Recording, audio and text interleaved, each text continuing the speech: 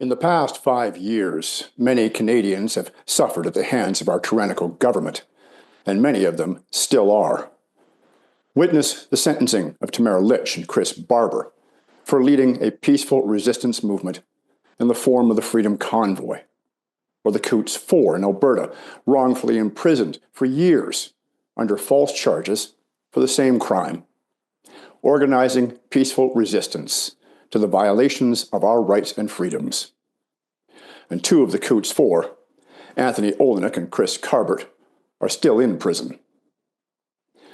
Aside from the Coutts 4, however, there is no one in Canada who has been persecuted more than Pastor Artur Pawlowski, arrested 5 times for simply holding church services and feeding the poor, practicing his constitutional rights to freedom of religion, speech, and assembly, and like the Coutts 4, imprisoned for speaking out against the narrative, often under barbaric conditions.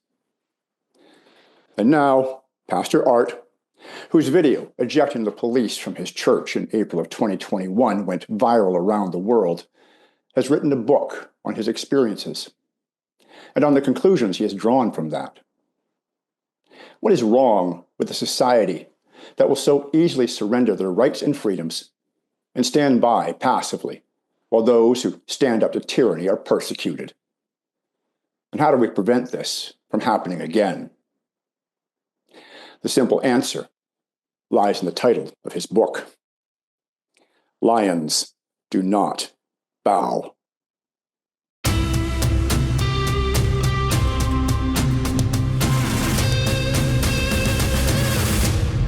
Artur, thank you so much for coming in today. Oh, thank you so much for having me. And your excellent book, and we've done a couple of interviews now.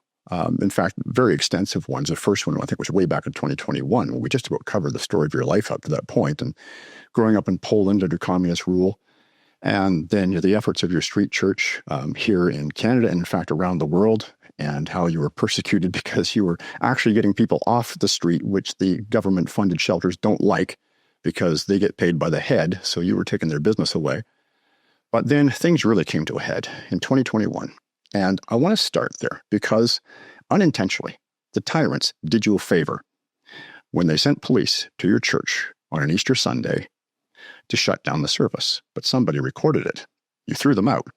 And that went viral. That was really what brought you to global attention. So let's start with that story. Well, people have to understand that this whole craziness of the past 5 years did not start during that Passover celebration. It started a year before. The Canadian government decided that for our own good and for the good of the people, they need to shut down shelters and soup kitchens.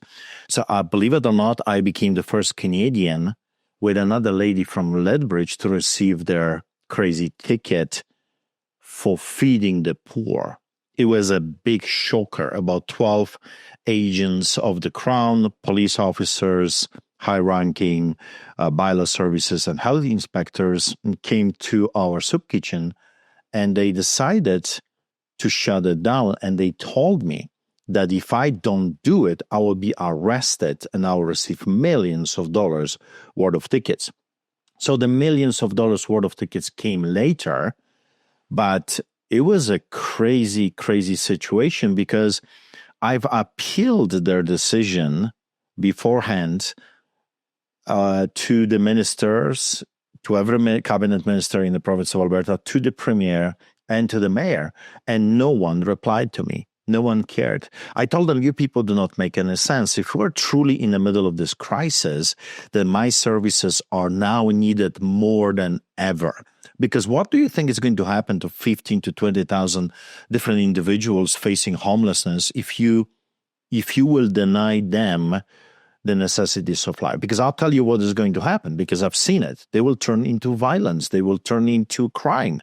They will break into people's houses, garages, grocery stores. I mean, people need to eat. Simple. And if you will not provide them the necessities of life, they're going to get it this way or that way. So you don't make any sense. But they didn't care. At that moment, I knew, well, that this whole thing is a sham. It's exactly the tactics, the propaganda that we witnessed during that time. It was what we remember growing up behind the Iron Curtain. That's why I started to call Canada China.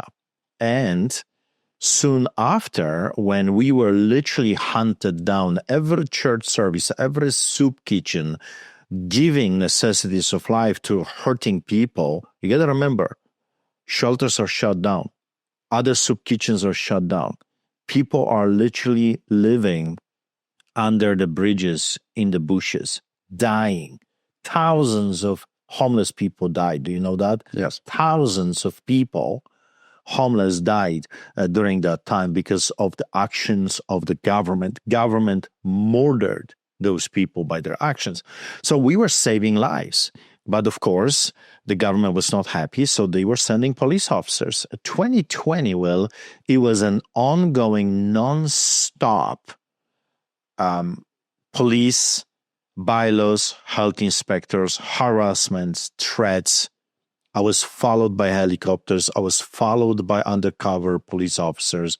I was followed by the cruisers, marked vehicles.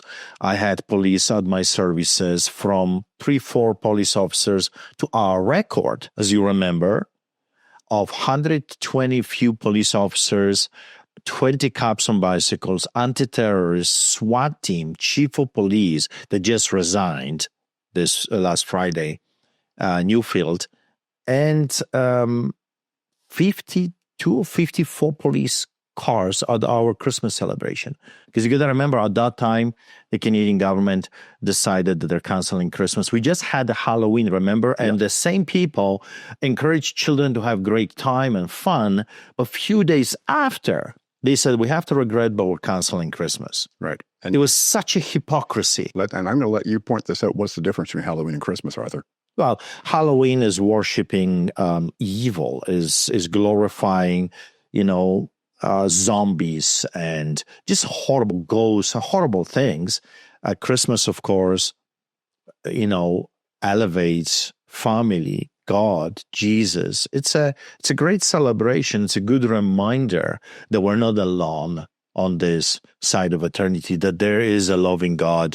Christmas is a time for families to come together, and people are very lonely during that time. So every year we organize Christmas festival for the most vulnerable people. And they said, no, you're not allowed to do it. If you do it, you will be arrested. So that really ticked me off. Yeah. So I went on television too, and I invited people to the biggest Christmas celebration in the country. And I said, if I am to go down, I'll go down with a big splash. I didn't know, well, thousands of people are going to show up.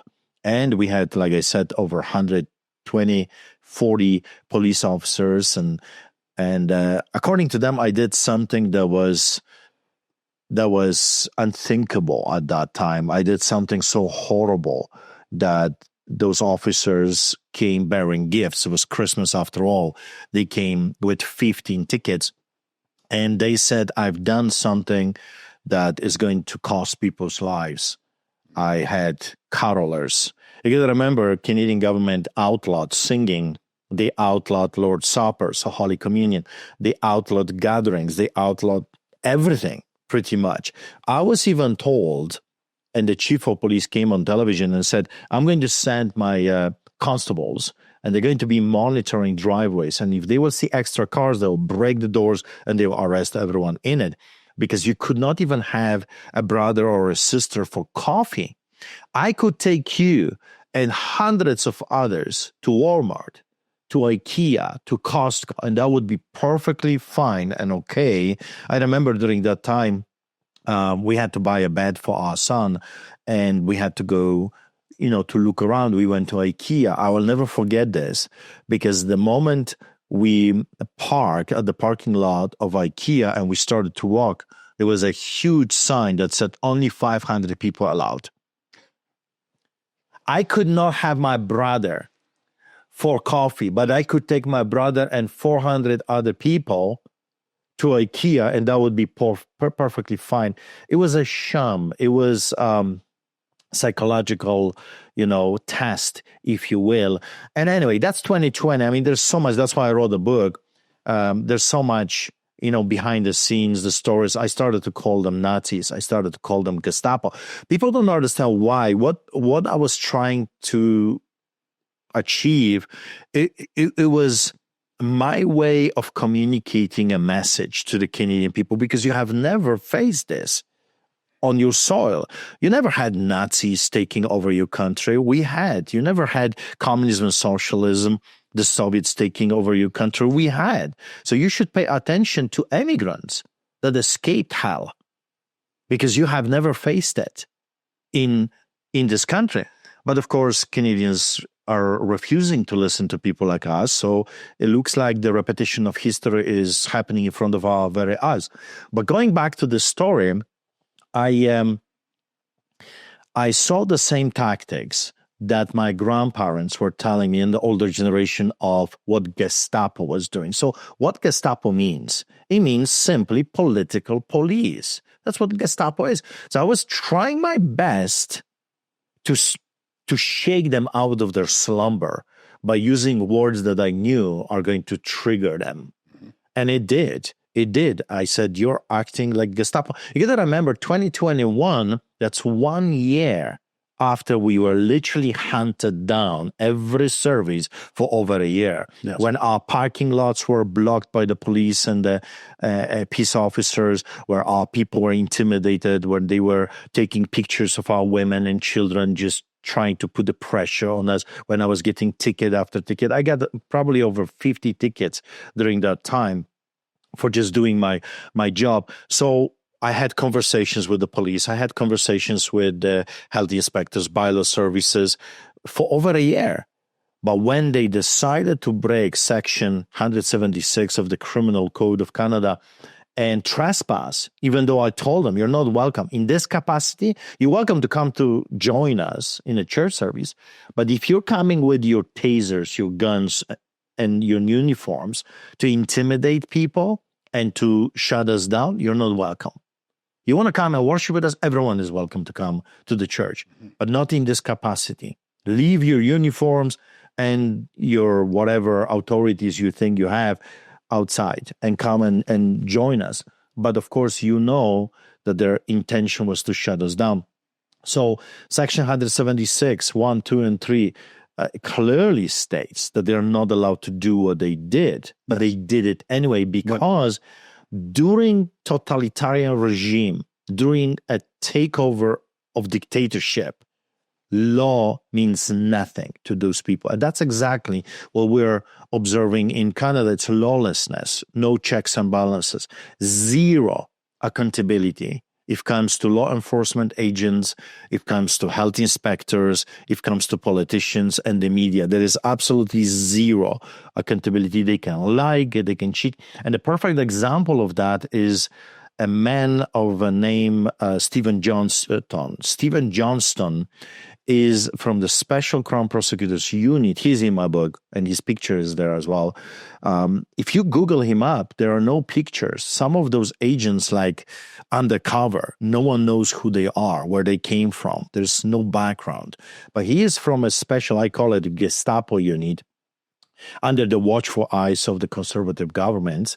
They established this Gestapo unit, and his job... Just for the viewers who might be confused, because we're Canada-wide, when you say conservative government, what you're referring to is the Alberta conservative government at the time under Jason Kenney. Yes. Not the Liberal federal government. Yeah. So his job and his unit's job is to literally hunt down any opposition to the government. So in other words, his job, just like the Gestapo of old, is to go after the political dissidents. And he is doing a great job. One after another, he hunts us down. To this day, there are trials, and to this day, we have political prisoners, as you know, from that era, rotting in prison. So going back to the story, and when they entered the church, they broke the law. And after a year of harassment, I had only one thing for those people: just get out. Right. Just get out. And it came naturally. I was not preparing. I was shocked. Well, I was shocked that they entered the church in that capacity. I was absolutely shocked. I was taken by surprise. I just did not believe that they will break the law openly without any consideration to our God and state given rights. Because at that time, I was very naive. My wife thinks I'm the most naive person that ever lived, because I actually believe in a law and order. I believe in decency of humans, less and less now. But I thought that they're not going to openly break every law that there is, Constitution, Charter of Rights and Freedoms. Well, it says in a preamble, whereas Canada acknowledges the supremacy of God and the rule of law.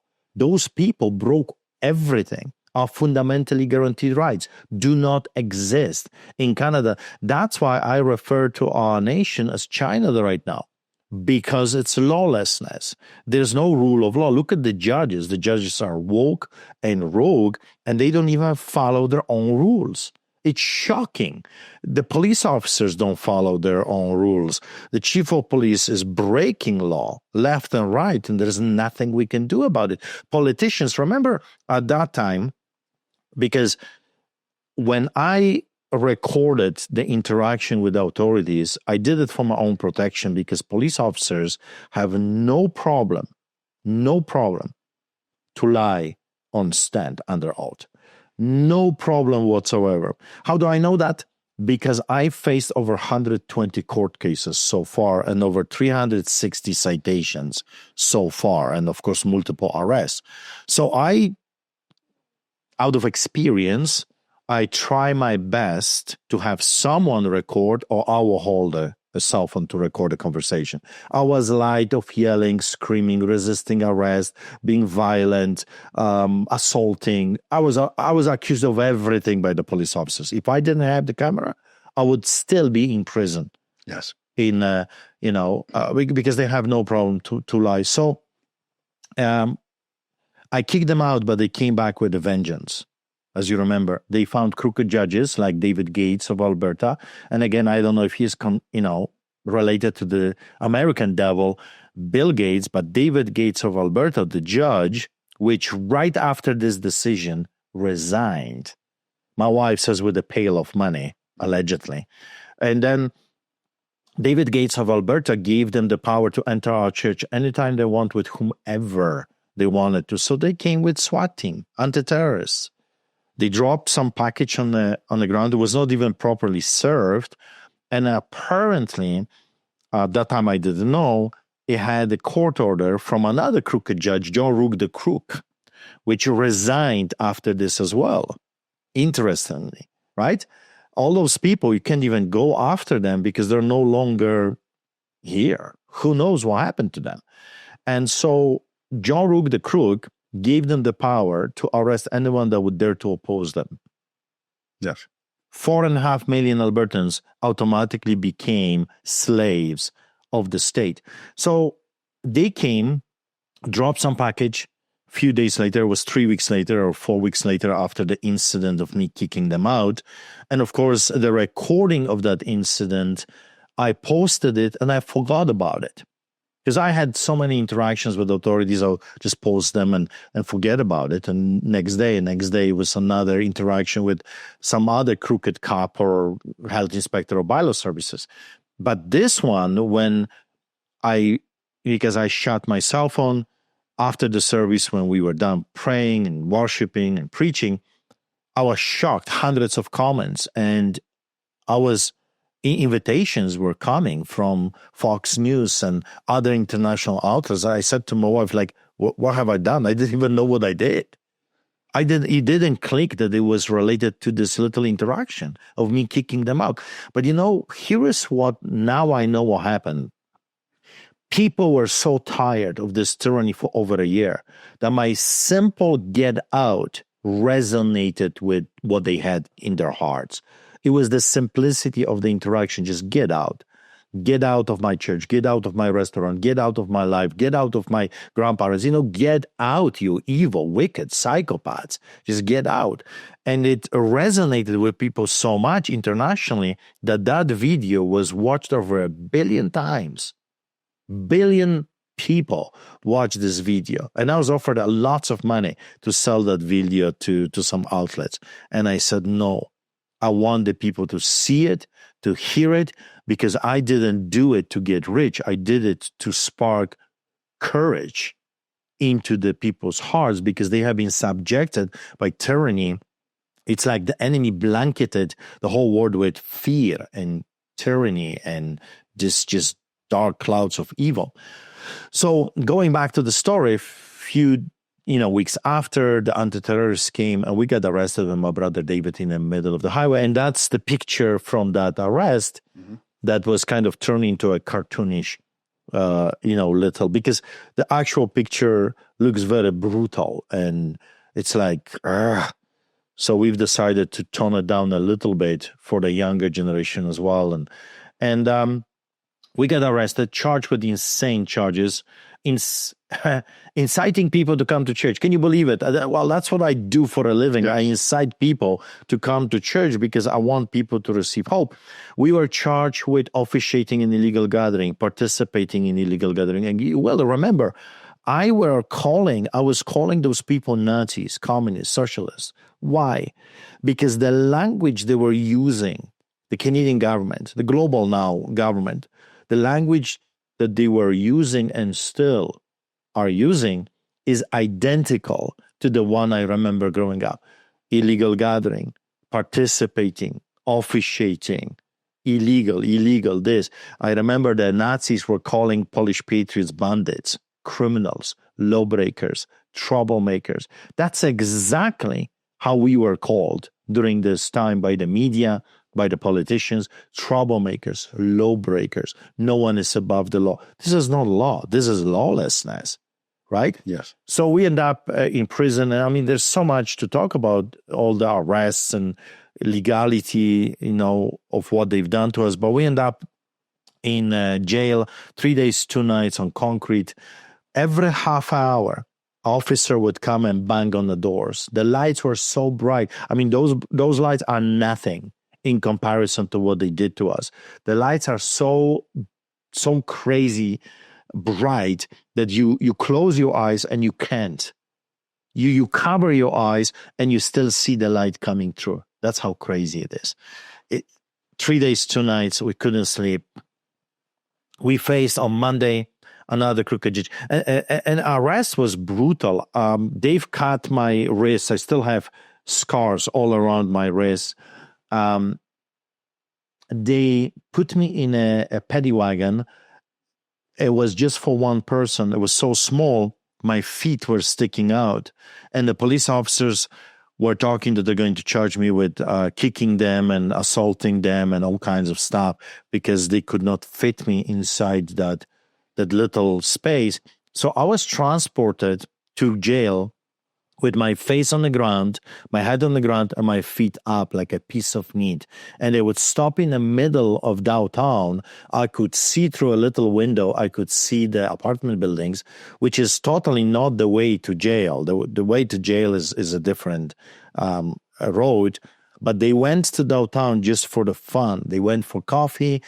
Other officers came, and it was like I was like a monkey on the display. And they were laughing, because I was like a piece of meat, hurting my entire body on my twisted wrists on the ground. It was horrible. It was the most painful thing I ever faced in my life, actually. And that tells you a lot because I was a professional boxer and martial art expert. What they did to me was crazy. Anyway, on Monday, we face another crooked judge, shackled like animals, taken to the courts. Adam Germain ultimately, I'm cutting the story, ultimately found us guilty on everything, give us a monetary punishment, some insane thing. And we have become the first Canadians to have this compelled speech order, where the government, using the crooked judge Adam Germain, ordered us to parrot CBC, CNN, and crooked politicians. And we were listening to this with my brother David, media everywhere. And it was a big protest at that day at the sentencing. Of course, between I went to the States, to tell the American people what is happening in China, to warn them that you're next, that your biggest enemy is not on the southern border. Your biggest enemy is being built right now at the northern border, when the Chinese have completely taken over Canadian government. So I spent 4 years, as you remember, upon arrival, I was immediately arrested on the tarmac. I mean, this was crazy. It was like a takedown of El Chapo of Calgary, Al Capone of Canada. I've never seen anyone being arrested on a plane or on the tarmac. I mean, that's crazy. For what? Well, I was charged with criminal offenses. The same offenses that Adam Germain and others charged us, but this time criminal. They upped their game. They made it criminal offense, inciting people to come to an illegal gathering, participating. I was even charged criminally for baptizing my daughter, officiating a church service outside, and not wearing a muzzle. So I went to jail, released on bail, then arrested by RCMP, went to jail, and then arrested again for attending a peaceful rally. As you remember, at that time, the rallies were getting bigger and bigger and bigger. We started with 4, 5, 6 people. By the time I was arrested, we had 20,000 people on the streets of Calgary, and I was traveling all over this country. I was, doing rallies. I was doing church services at the Supreme Court in British Columbia, in Edmonton. I was doing rallies in Ottawa, everywhere. I was doing my best to go everywhere, and the truck convoy started. And as you remember, the truckers called me and they asked me if I would become their pastor. So I said yes. And they came to Calgary. I did church services. Our church fed them, and we raised truckloads of food for them and other things. Off they go to Ottawa. I wanted to go with them. I had the rights, and people wanted me to come. But my wife, thank God for good wives, because we're, hot lads. Sometimes it's just, we want to go. But she says, if every man will go to Ottawa, who's going to organize rallies here? Who's going to stay here and fight here and raise the support for them? And I think something that we have to insert for the viewers outside of Alberta is, here we are 5 years later from the beginning of this whole COVID narrative. And today, Alberta is recognized, it's not perfect, but it's probably recognized as being the freest province in Canada. That's very relative, of course. But at the time, under Jason Kenney, it was every bit as tyrannical here as everywhere else. I think it was maybe more. More so. When we start talking about the Coutts border crossing and the fact that, and it hasn't gotten any better. I'm a little disappointed in Danielle Smith that she hasn't stepped in on this, because 2 of the Coutts 4 are still in prison, as you know. That's right. And they're probably the only people in this country who've been persecuted more than you have for standing up for our rights, for just simply doing what was right. And so, they came along, and so there was that Easter service where the police showed up, you threw them out, that video went viral, which made you a huge threat to their plans, because yes, you were resonating with people. You were doing what they wanted to do, and they just needed to see somebody do it. And then some of them would start doing it, and they couldn't have that. And then of course you went down to the States and you spread the word there. And so May, you and your brother get arrested. As you've already recounted, you had that court case, and they try to put a gag order on you and get you to parrot their narrative, which of course you refused to do. Yeah, we said to the judge, listen, I'm a pastor, and my job is to preach the truth. Take it or leave it, but that's my job. And I refuse. And I said, Judge, I'll never obey your order. If you want me imprisoned, then get you sheriffs, because I'll never, ever obey your order. You're telling me to lie to the people, and I refuse. I'll always tell them the truth. And we got, my brother David took the mic as well and says, Judge, I hope you're listening to me. And he said the same thing. I'm not going to obey it. You can shove it where the sun doesn't shine, like he said. I said, David, you just finished us off. I was trying to do a little bit the same message, but more politically correct. David just shot it. But we did not get arrested that day. They arrested us later on. Yes. But we've never, not once, we obeyed that order. later on was overturned on appeal. We won the whole case, and they were not happy. The victory was so huge, 3-0. The Court of Appeal found that this is ridiculous, and we got set free. They had to reimburse us, the financial penalties that were imposed by that crooked judge, Adam Germain. And the government was furious because we've just scored a major victory against this tyrannical government. And that even, we became more famous and more stronger, a lot stronger because of this. And they decided to make an example out of us. Right. So now let's move on to, you were arrested grand total of 5 times, I believe. During that time, yeah. Yes. But eventually came the arrest where they threw you in prison for a 60-day penalty. Much of it was in solitary confinement. It was under brutal conditions. So let's hear that story. So trackers called me and they asked me to become, part of the truck convoy, which was absolutely phenomenal. It was amazing. It's, even when I think now, I have this warm feeling. It was the most beautiful thing I've ever seen on this side, on the soil in Canada. The people coming together, all backgrounds, young, old families, they were bringing their cats, their dogs, their horses. I saw people bringing barbecues, and it was extremely cold at that time, as you remember, January, February, very cold. And they were bringing fire pits and hugging each other, crying with each other, singing with each other, praying with each other. So when the truckers went to Ottawa, farmers and truckers decided to do something here, and they went to Milk River and Coutts. So one day, I was so busy with running to churches. So I'm a pastor of street church. As you know, we feed thousands of people on the streets of Calgary. And also I pastor a regular church in the building. So I was very busy.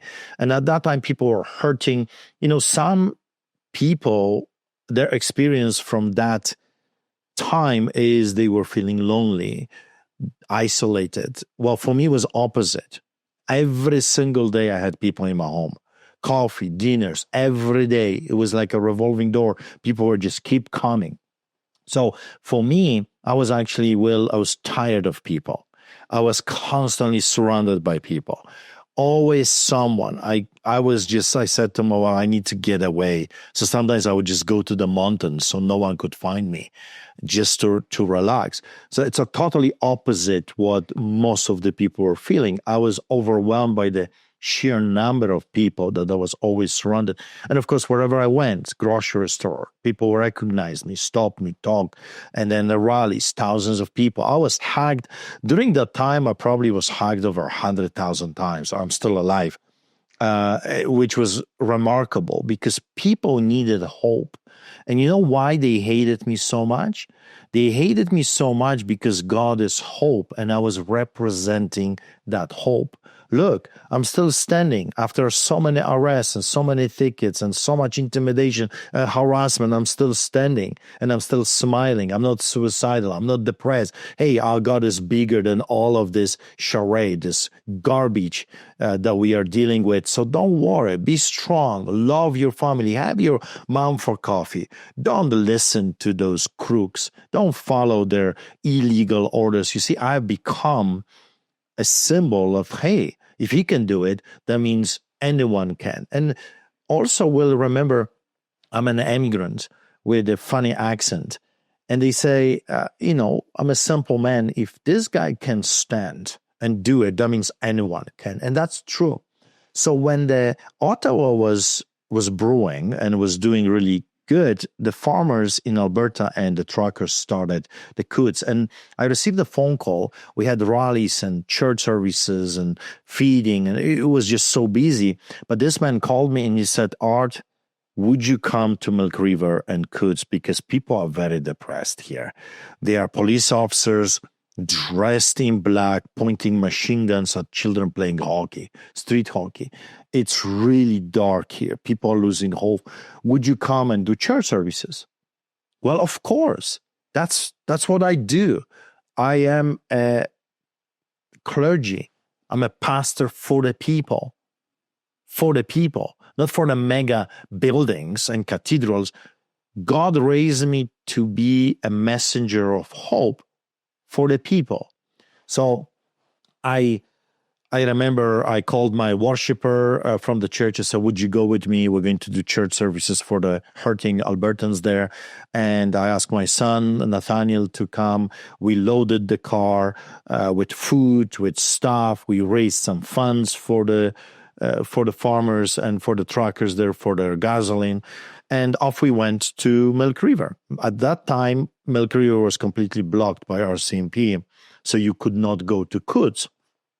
So I said, fine, let's do a church service here. It was thousands of people, and it was incredible. We had Lord's Supper, we were singing hymns, and RCMP was filming me and taking pictures. Not a big deal. I was always live streaming everything, and I was not hiding. Our church services were live streamed. I was showing people in the whole world, including my enemies, that look, people are free. No one is wearing a muzzle. We're not your dogs, and we will not obey your tyrannical Caligula's types of orders. And who do you think you are? So that's what I did. We filmed the Milk River. Police was there. And when we were done, we had a great time. People loved it. And I went to the police. And I said, listen, I want to go to Coutts. I want to do another church service in the Coutts. And believe it or not, maybe this was a setup. Some people think that this probably was a setup. I don't know, but they opened the barricade.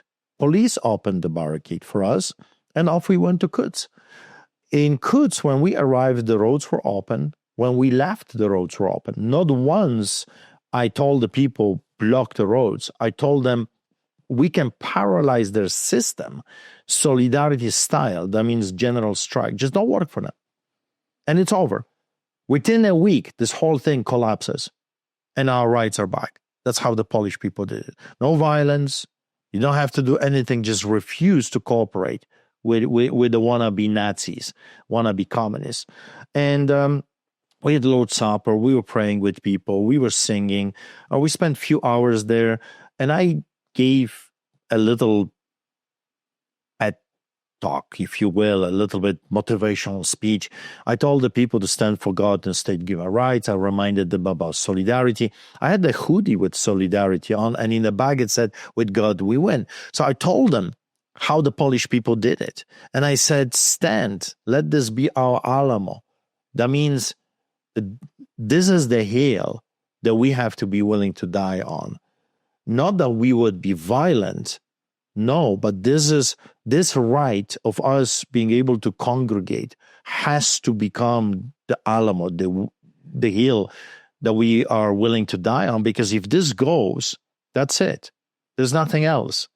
If they can get away with this, so I reminded them about history. There were kids there, there were families there, and I said, if you don't want to stand up for yourself, I get that, but stand up for the children and for the future of the children.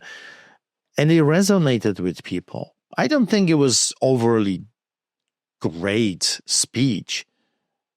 I probably would, if I had time to prepare a speech, I probably would do a better job.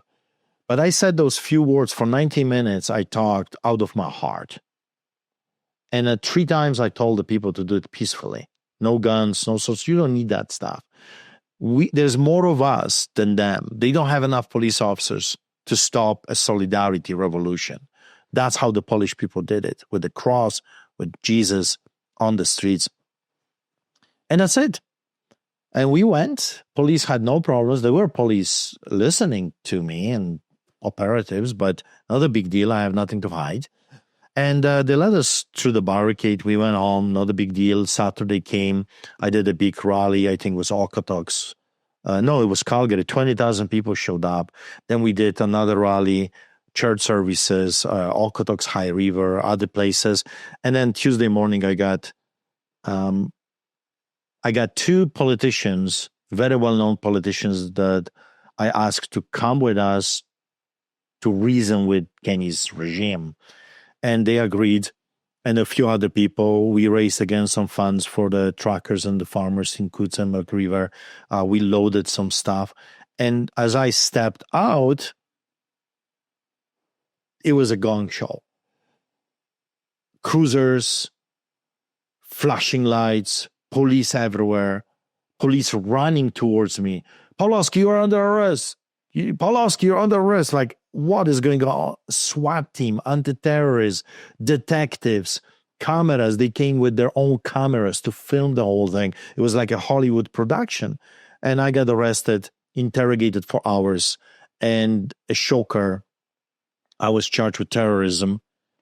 The first person ever in the history of this country was charged with terrorism for a peaceful assembly and a peaceful talk. Now you say interrogated for hours, but everything you had done was public. So what are they asking you? They were asking why, who. They were asking background, what I was saying, why I am opposing the government, why I refuse to bow down to the mandates and restrictions. Hours and hours and hours. I was so dead tired. I don't know how long. It was very long time because when we arrived, it was late night. So I was arrested early in the morning. I think it was 7 or 8 in the morning. And then it was a whole day until night. I was taken to prison. You don't have a phone. You don't have, clock. You don't know. It's just like, and that's the biggest problem in solitary confinement, that you just don't know how long this whole thing is taking. It feels days, weeks, months, because the time doesn't go like normally. It drags. After this experience, I had this revelation that outside of the barbed wire, your worst enemy, is time. Because we always try to chase time. We're always busy. We always do things. But you know who is your worst enemy inside solitary confinement? I would imagine it's time. Yes, the same thing. Because there is nothing to do. Zero. You're in a very small, confined place. Isolation. And your mind is just going crazy. 100 miles a second. Circles. And you ponder and you try to remember and you go back, and it's just like it plays tricks with you. You don't know what time it is. You don't know anything. And it's just being dragged and dragged and dragged. And then a couple hours later, you hear some noise. It turns out it's dinner. And you say, oh my God, I thought it was another day, but this is just a couple hours. And you feel like you were in this place for days already. It's crazy. It's a torture. It's a psychological torture and physical too. So anyway, stripped naked multiple times. I was stripped naked in front of men, women. They don't care. When we were complaining. And in your book, you kind of point out that treatment wasn't unusual. You weren't the only prisoner they did that to. Well, some things were unusual. Some were normal. The abuse of power in prison is normal right now. The beatings, inmates are beaten quite often, threatened quite often, stripped naked quite often, searched, and all those different things are happening on a regular basis. But what they did to me is unusual because the next day I realized that I may not come out of this experience alive, because they kept me in metal cages. So when I talk to inmates, and you got to remember, I spent time with the hardcore criminals, the worst of the worst, bank robbers, drug traffickers, human traffickers, gangsters, gun for hire, so professional murder, very bad dudes. They've done horrible things, thieves, professional, gangs. And I hang around with them, and I got a great respect from those people because they saw me on TV, they saw me in papers, they knew I'm innocent. Right. And I'm there just standing for my rights. So I had a great respect from those people. And I asked them, I said, is this a normal treatment? I was just kept who knows how long in metal cages. in a box, like box no bigger than a man sitting like this, couldn't move, couldn't stretch. And he says, you know what, we've never seen it. We know they have them because there are 2 metal cages there. If I remember, it was blue and green. But they said we've never seen anyone ever being put in those metal cages. Right. But I had the privilege to spend time in both of them, green and the blue one. So, my wife, my brother David, and Tanya, our son, and the church, they started to do those rallies outside, the church service outside, the protests. And for that, as a punishment, I would be taken from my solitary cell with water, bed, and washroom to a concrete cell, just as a punishment. I remember a guard's high-ranking officers would come and they would say, tell them to stop. Tell them to stop. And I said, no, obviously it's working. If you're so upset because of a peaceful Christians outside bringing accountability to what you're doing to me, obviously it's working. The world deserves to know how crooked you are. They were not happy, so off I went to the concrete cell. Again, concrete cell is no water, no washroom, no time. You're there by yourself, solitary confinement. You have no idea what's going on. No window, nothing. And it's a freaky place. Also, during that time, I was denied, as you remember, to see my counselors. I started to write everything, and I said, if I am subjected to this craziness, at least I will write down everything I observe, everything I remember from, the interactions and different names. And that's where the book came from. But it was confiscated. My write-ups were confiscated by the authorities 3 times. They were so scared that I am writing this whole story that they took it. They stole it from me 3 times, and we had to make a big sting out of it. And eventually, half of the book, half of the write-up was smuggled by my lawyer, literally smuggled out of jail by my lawyer. And the rest, we fought, and we had lots of media attention at that time, and it was returned to me. Few pages were missing. For example, the pages that they stole. First of all, it was illegal for them to take it. Also, it was illegal for them to take it and read it because every page had for my lawyer's eyes only. Right. It was my communication to the lawyer, writing the whole story of what is happening to me, what I observed, what happened before, for my lawyer. And they didn't care. That's the level of lawlessness, that you can't even have a private communication with your counselors because they would just take it and copy it. And so certain pages were missing because they read the whole thing. It was kind of funny because I call it Paul English. I was writing in English, but with Polish twist. So some words are Paul English. And I was laughing at that time. I said, they had to hire a Polish interpreter because there's no way you can decipher my writing like this because it's Paul English. And eventually they gave it back except a few pages. And the pages that were missing were the pages that I did talk about drugs. Well, every day, twice a day, the inmates are receiving cocaine, fentanyl, and other drugs. 5 different highly addictive drugs are being given to the inmates twice a day. Guards and nurses. I always, when you watch Hollywood productions, you think that, the inmates are smuggling it inside of them or some other things, and you get to bribe the guards or, something. But that's not the case in Canada. In Canada, they're freely giving you highly addictive drugs. And I ponder on this. I said, it doesn't make any sense why they're doing it. Because the inmates were going nuts. The side effects of those drugs is either you get very violent and you go crazy, banging on the doors, fighting, or you completely are like zombie. You stir in one place, you don't move, you don't talk, you're like dead. For hours and hours, you don't know what's going on. what's happening. So, and then I realized it hit me, of course, by spending time with the inmate. And here's a cool story.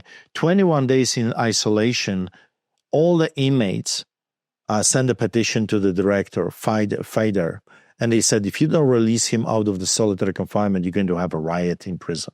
So the next day, I was allowed to have interactions with other inmates, and I started to do church services and Bible studies because the director denied our right to a church service. Yes. Like, it's your fundamental right. And he says, no, you're not allowed to participate in church services. So I did church services. I think I broke some kind of a record. I had every inmate, Muslims, atheists, hardcore criminals, at my church services. Every single inmate was attending my prayer meetings and church services. And that enraged the government because one day, officer comes and says, Mr. Pawlowski, you have a visitor. And I knew, I had this sixth sense, okay, something bad is going to happen to me. And everywhere I was taken, transported, or moved, inmates would recognize me and they would bang on the doors, yelling, free Pastor Art, free Pastor Art. And the inmates said, when I was being given the iron cages and the concrete cells treatment, the inmates were saying, anything happens to this man, watch your back. So the guards knew I was so popular that if they do something to me, it might backfire on them. Art, I got to stop you right there because it's an important question. You, as you said, you were thrown in with the worst of the worst. And let's face it, you're not the only innocent person who's ever been thrown in prison. So that's not it. It's not that they knew you were innocent. There was something more to it. You got all of these hardened criminals showing up at your services, listening to you preach, standing up for you. Yeah. Why do you think that was? What was it about you? Not that you were innocent, but something was different about you that rallied those people, those hardened criminals around you. Hope. There's hopelessness. Jail is a place of hopelessness. And here is a man that was full of hope and was willing to share that hope with those people, that your yesterday is horrible, your today is unbearable, but your tomorrow can be completely different. And that's the message. That's the message of the Bible. That's the message of God. So what I was telling them, listen, you've done horrible things. That's true. You know that. I know that. Everyone knows that. But it doesn't have to be your end. You don't have to end that way. This is not the end of your story if you stop.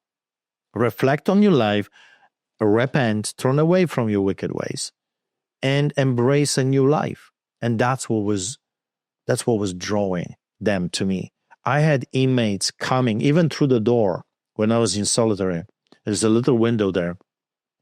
And I had hardcore slash tattoos everywhere, the whole face. I mean, scary looking dudes, gang members that if you would see in a dark hour, I'll let you run for your life.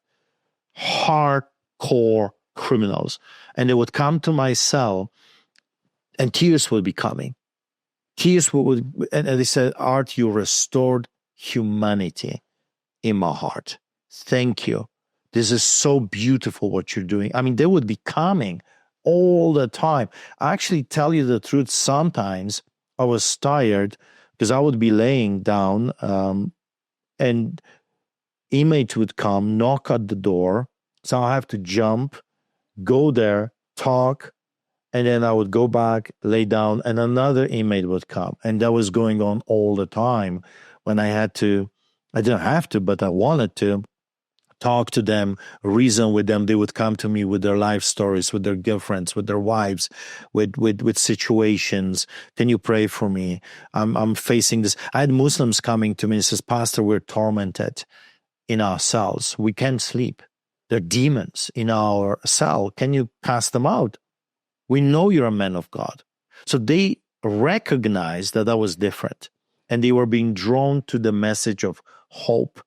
That yes, we are in those horrible circumstances, but this is not the end of your story. This could be the beginning of your story. And that's the message I was giving them over and over again. I would be talking about David.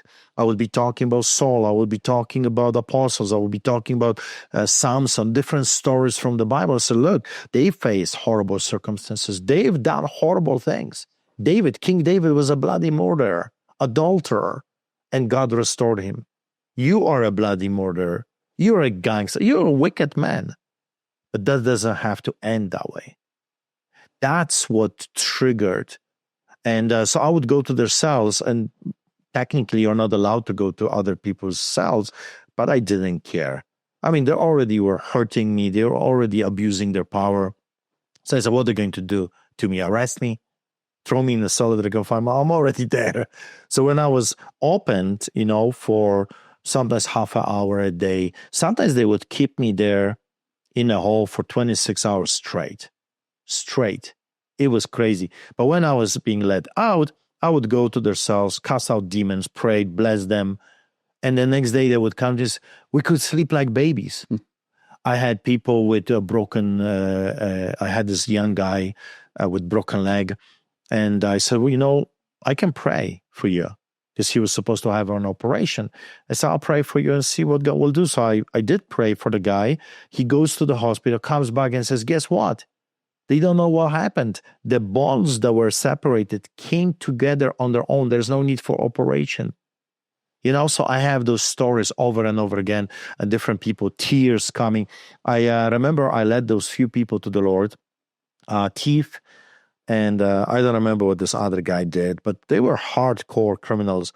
And others were witnessing this as tears were coming, and I'm laying hands on them and I'm praying with them, talking to them. Others were watching all of that.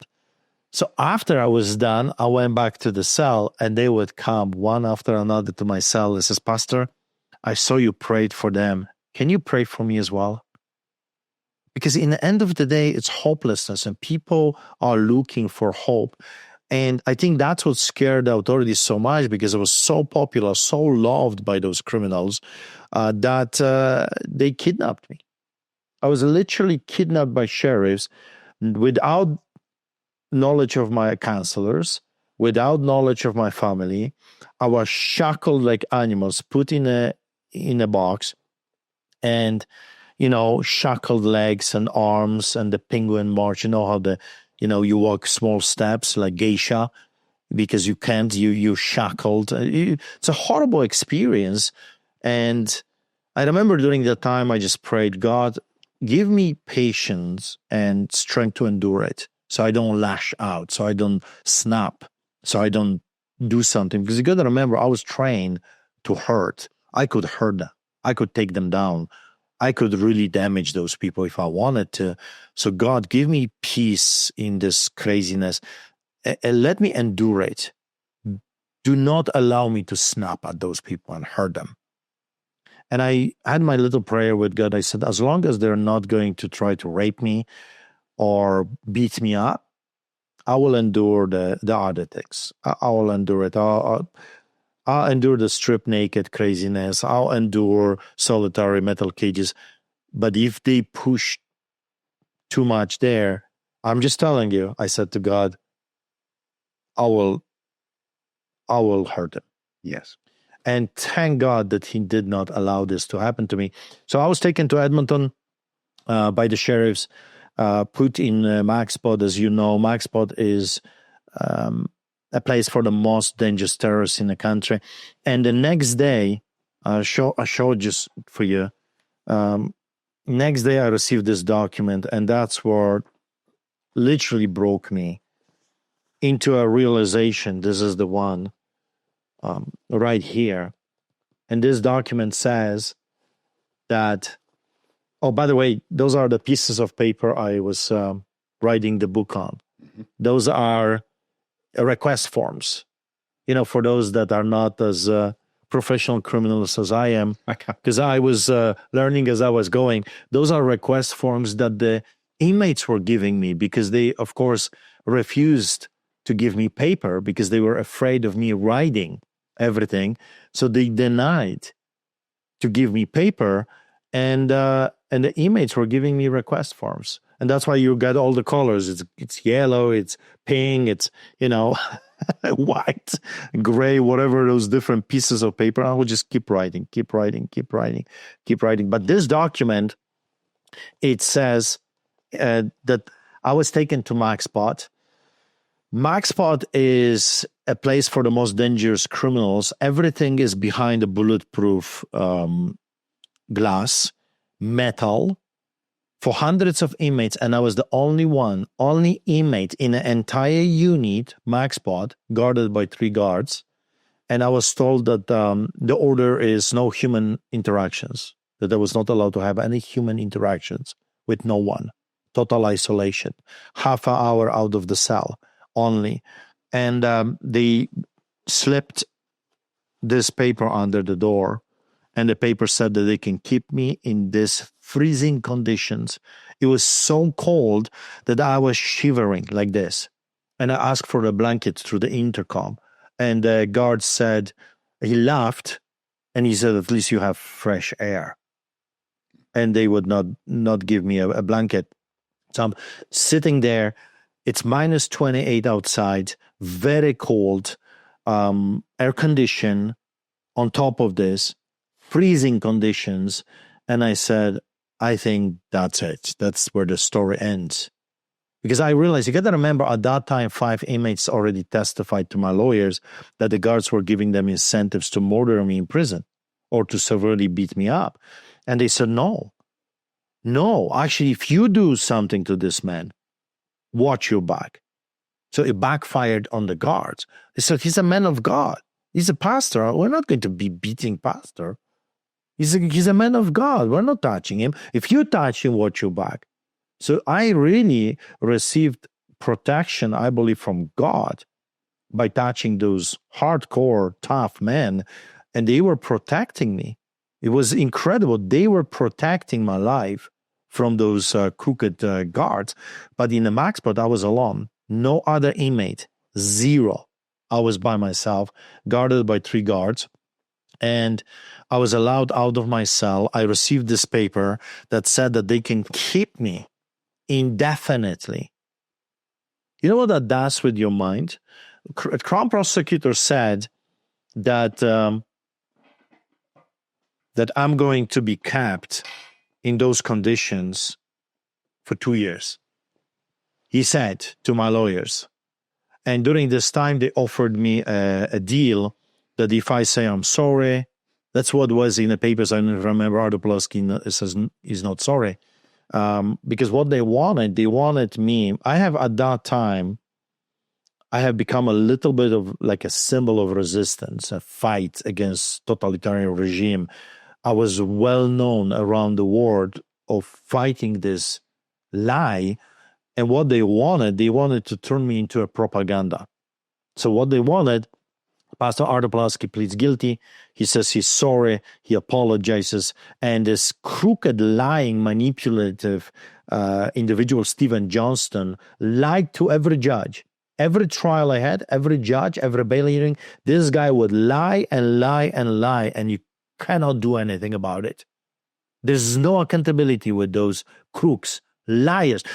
People ask me, you're not afraid you're going to be taken to court for defamation? No, I would welcome it so I can bring my evidence. They're liars. That's why I boldly can say those judges are crooks and liars, and I can name them because I can prove it in a court of law that they've lied and manipulated. This is a wicked, evil liar, Stephen Johnston, a Crown prosecutor in the province of Alberta. And he said twice, if I say I'm sorry, all the charges will be dropped and I can go home. I was offered that twice. And I said, no, I will not. You will not turn me into your propaganda machinery. People need to know that you can endure hardship, you can stand. So 2 years you're going to face conditions like this. And when I was there in the MaxPot, and my mind started to work, to mess with me, I said, I will not endure it. In freezing conditions like this by myself, I'm done. So I called my wife, and I barely could talk. This was my goodbye to my family. And knowing that 5 inmates testified already that the guards were trying to hurt me by using their hands. And I said, I think this is it. I think you're going to learn tomorrow or a week from now that I had a heart attack or I hanged myself or, something they're going to do. And I don't think I'm coming out of this. I really believe that this is it. And so if I don't see you, I will see you on the other side with God. And that freaked her out. Because at this moment, I was really holding strong and the conditions were bad, but they were not that bad. And I know a little bit, spending months and months with the most brilliant scientists, biologists, and doctors, I knew that the conditions that they're keeping me in, my body is not going to make it. I'm going to die this way or that way. So, especially when they refuse a blanket, and it's just like your body can only take so much. I was already half my size, and I was already weak. And my wife calls the lawyers and says it's bad. If you don't do something, he will not make it. And the lawyer sends a letter to the judge that the next day we were supposed to see. And the judge learns in the morning what is happening to me, the conditions they're keeping me in, and that freaked them out. Because you got to remember, remand centers are privately owned. It's a big fat business. That's why they're giving drugs to the inmates, because that ensures a revolving door, that they are making criminals. Remand centers are making criminals and making sure that criminals will come back. That's the whole business. It's a revolving door. It's a never-ending stream of money, because a criminal, and even not a criminal, hooked on highly addictive drugs, and when that criminal or a person hooked on those drugs, given freely, and I saw people snorting them, breaking them, cocaine, I saw people buying, selling, the whole 9 yards in jail. When you're hooked on those drugs and you're going to be released, guess what is going to happen to you? Unless you're a millionaire, you cannot afford on your own those drugs because they're very, very expensive. So guess what you're going to do? You're going to commit crime. When you're going to commit crime, there is a big chance that sooner or later you're going to be caught. And when you're going to be caught, guess where you're going? Right back to their revolving door. Back to remand, and the billions of dollars of fresh stream of dough is coming over and over again. And the judge, to scare them, the judge, we saw the judge the next day, of course, virtually for me, guarded by guards, listening to every word I was saying, and it was said. And the next day, I was taken to psych ward. Without the evaluation of the doctors, without the knowledge even of Alberta Health Services, completely illegal. I was locked with the schizophrenic. At that time, I was told that I am so dangerous, I cannot have a pen. Right? It's so ridiculous. Remember, the pen is mightier than the sword, Art. It is. Obviously, you shouldn't have a pen. You're very dangerous. So when I was taken to a psych ward, I was placed in a cell. The good part was, in a psych ward, you have pretty much all day outside of your cell. So you're not, at least on that floor, because there were 3 or 4 floors, and some people on the top were in the straitjackets. Just crazy. But they put me in a lowest floor that I had interactions with other inmates. But they were crazy, jumping up and down, going in a circle, crazy people. But at least I was not locked in freezing conditions. I walk into this cell, and there was a kid over there, 20-some years old. And I said, what are you here for? And he says, well, I chopped my brother to pieces with a machete, and so I got arrested. I'm here. And I look, and there's a little table there, and he had about 15 pens and pencils. And I said to him, well, I am considered the most dangerous inmate in this country. I was charged with terrorism, and I'm not allowed to have a pen. And he stands over there, grabs a pen, and says, you can have mine. And it's like, I realized how ridiculous this story is. Yeah. Here is a murderer with unlimited resources of pens, if you will. I'm a pastor. My crime that I was charged with was talking to hurting Canadians, telling them 3 times to stay peaceful.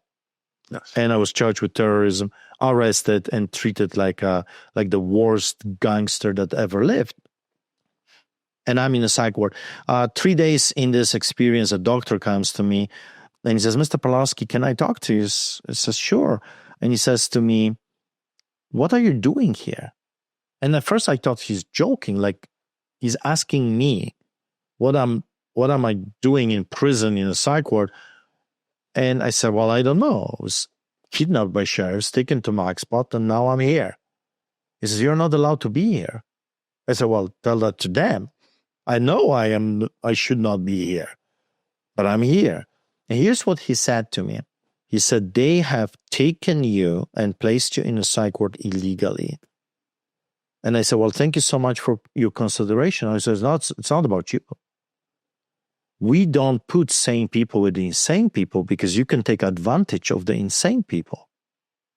And I said, oh, okay. I thought he was kind of worried about me with the crazy people. But he was worried that, they don't do those things because people can take advantage of crazy people. So I spent a week over there, completely illegal, released, and as you remember, I was put on house arrest for 1.5 years. So almost 2 years of this craziness. Found guilty, convicted, appealed it, convicted. They upheld the conviction. And then I took it to the Supreme Court of Canada. And behold, the rogue woke, corrupted to the core Supreme Court of Canada said, no, we're denying you your right to an appeal. You have no right to an appeal. So I'm the first Canadian ever being convicted of terrorism, which a month after they withdraw the charge. You remember, they took you to the ordeal, they arrested, imprisoned, charged, and then a month after the conviction, he withdrew the terrorism charge and he kept the mischief over 5,000, which has 10 years of imprisonment, and a breach of the release order, which I was convicted on.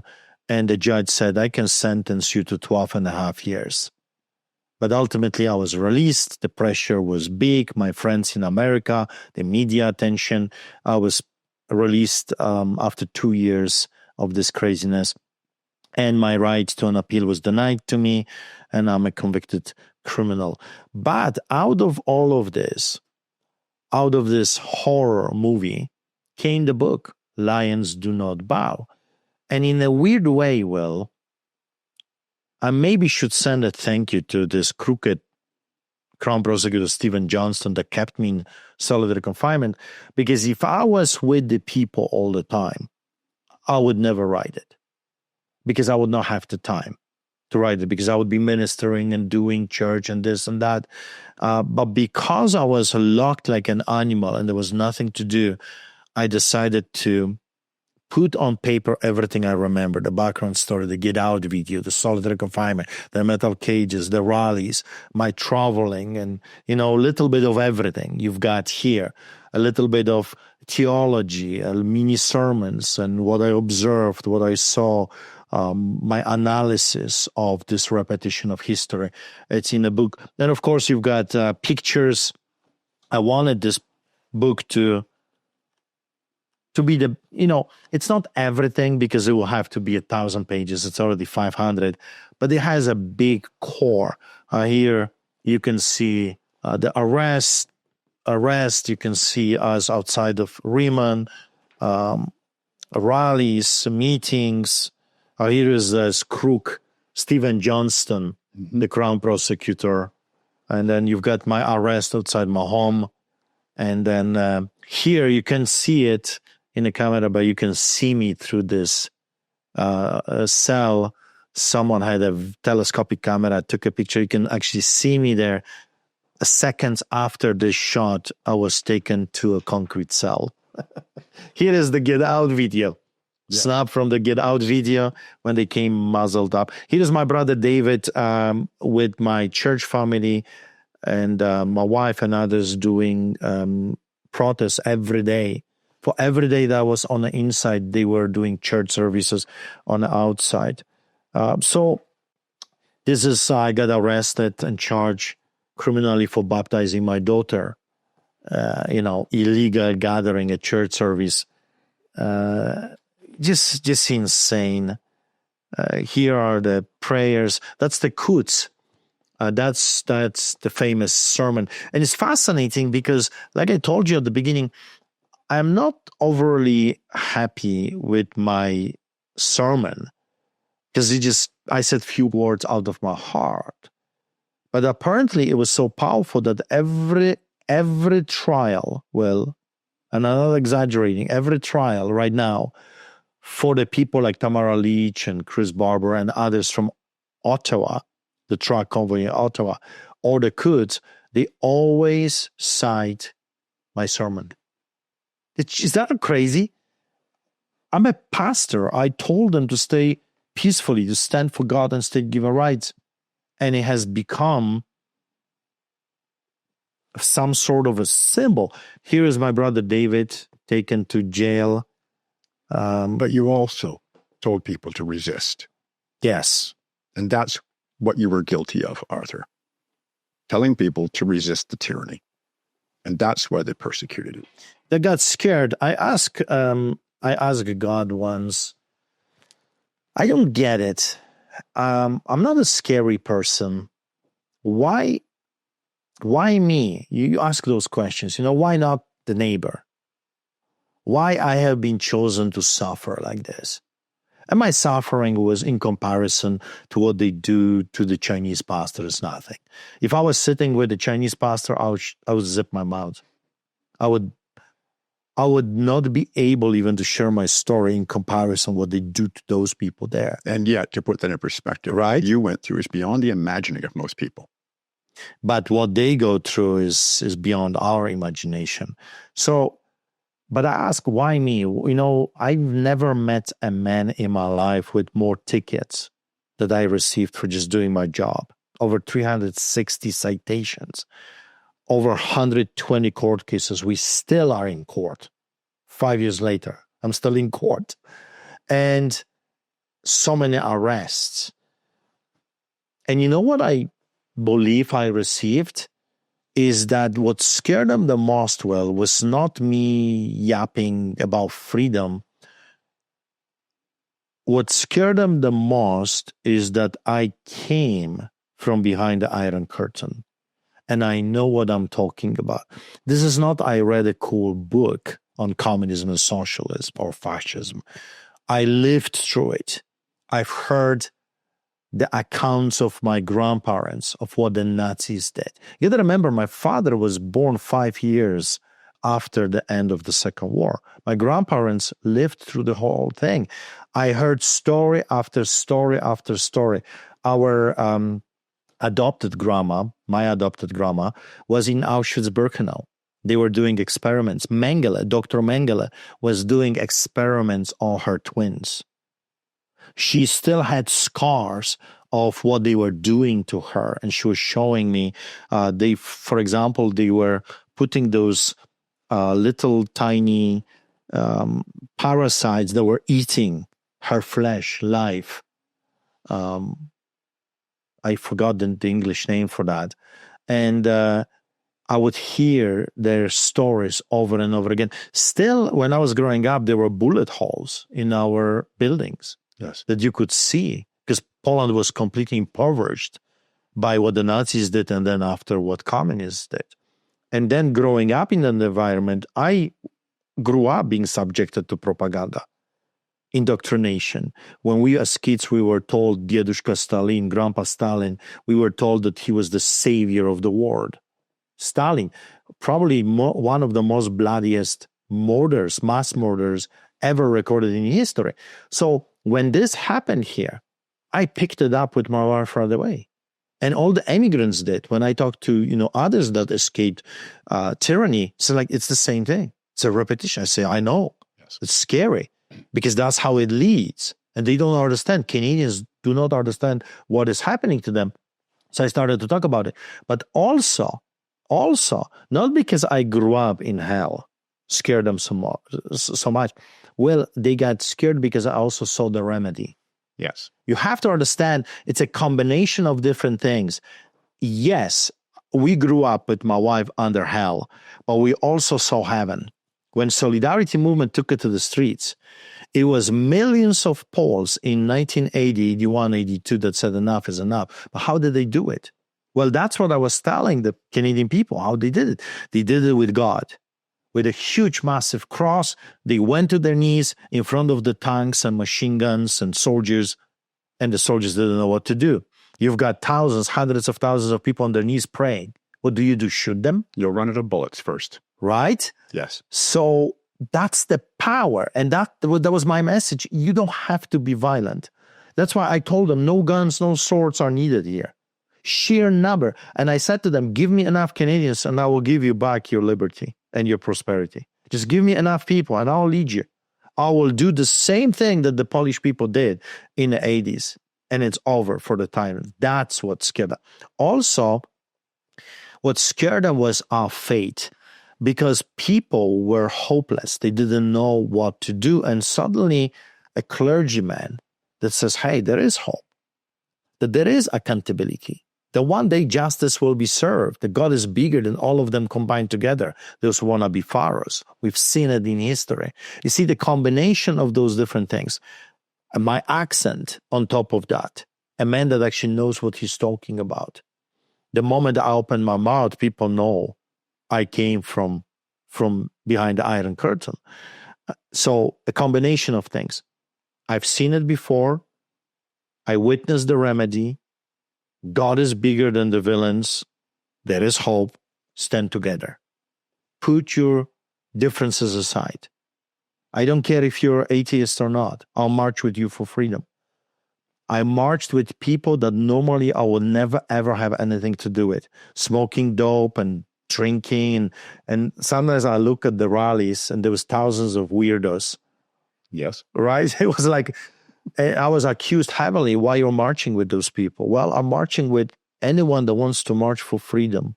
Not just my freedom, but freedom of my children. I'll march with you for freedom. Freedom for you to be able to reject God, if that's what you want. But also freedom for me to embrace God. Yes. That's what I want. That's the real freedom. Our God is not a tyrannical God.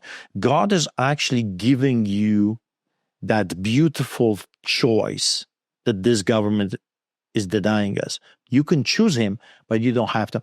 And the book is just memoirs of what happened starting of 2000, a little bit, background story to the end.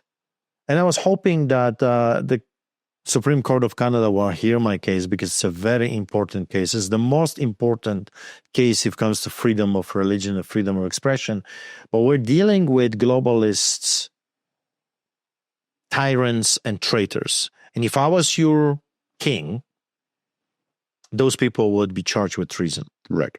Now, the reason why and you've referred to hope several times in this interview, and psychologically, the reason why a big part of their plan was and is to kill hope is because people who do not have hope will not resist. If you have no hope, you will not resist. You will simply give up and lay down and wait for them to do whatever they want to you.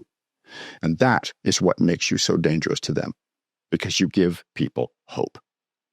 Yeah. Now, Artur, there's one question I wanted to ask you.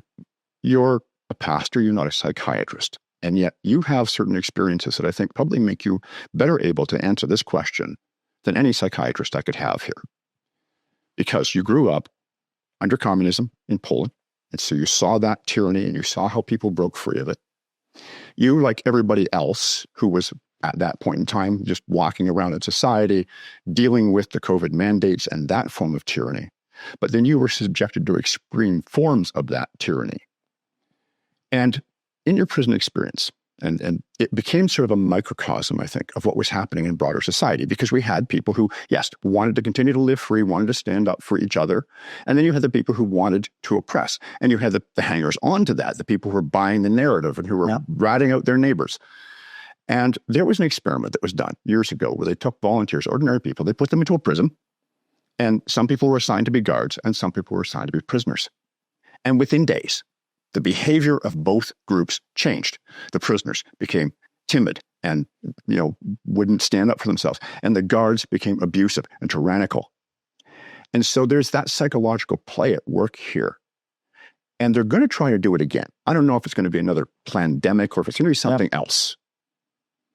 But you have seen all of that from the inside. So what do you think goes on in the minds of, because there's people, I think what I'm trying to get at is here. We've talked a lot about police, and a lot of the police were horrible, but not all of them.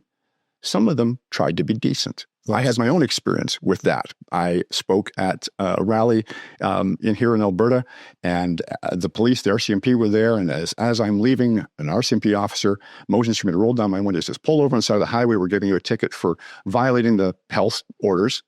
And another officer comes to my window. He takes my driver's license, my ID, goes back to his cruiser. He comes back a couple minutes later. He gives me back my stuff. He says, have a nice day, sir. I never did get a ticket.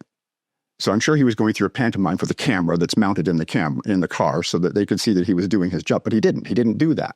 So there were some decent people. Yeah.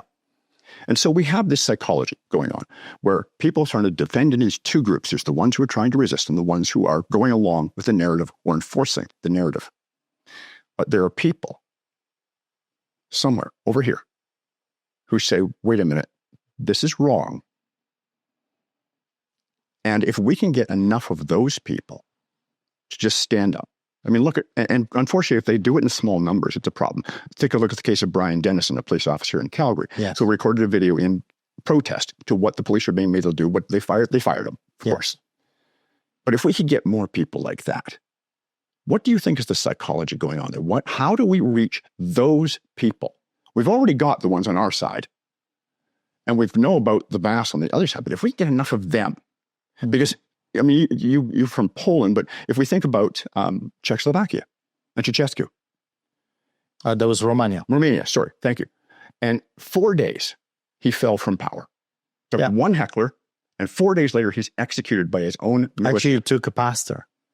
It did? It was a pastor? I didn't know that part. He wanted to arrest the pastor because the pastor dared to resist, and congregants surrounded that pastor's house.